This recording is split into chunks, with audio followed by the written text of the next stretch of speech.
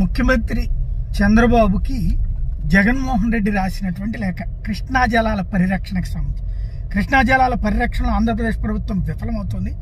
KWDT2 ట్రిబ్యునల్లో AP ప్రయోజనాలపై వాదించాలి. తెలంగాణకు 763 టీఎంసీలు కేటాయిస్తే ఆంధ్రప్రదేశ్కి తీవ్ర అన్యాయం జరుగుతుంది. సీమ ప్రాజెక్టుల మీద తెలుగుదేశం పార్టీ నిర్లక్ష్యం చూపుతోంది.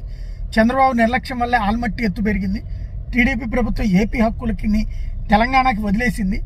బచావ్ ట్రిబ్యునల్ కేటాయించిన 512 టీఎంసీలో 1 టీఎంసీ దగ్గర ఆంధ్రప్రదేశ్కి అన్యాయమే. ఆంధ్రప్రదేశ్ రైతుల ప్రయోజనాలు కాపాడాల్సినటువంటి బాధ్యత మీ మీదే ఉంది అన్నటువంటి పాయింట్ని డీటెయిల్డ్ లేఖ రాసుకొచ్చారు. అందులో ప్రధానంగా కృష్ణా జలాల వినియోగంలో రాష్ట్ర హక్కులు ప్రయోజనాలు కాపాడడంలో కూటమి ప్రభుత్వం ఏమాత్రం చిత్తశుద్ధితో పనిచేయకపోవడం చాలా బాధాకరం. కృష్ణా జలాల వివాదాల పరిష్కారం కోసం జస్టిస్ బ్రిజేష్ కుమార్ నేతృత్వంలో జస్టిస్ రామ్మోహన్ రెడ్డి, జస్టిస్ తాళపాత్ర సభ్యులుగా ఏర్పాటైనటువంటి కృష్ణా జల వివాదాల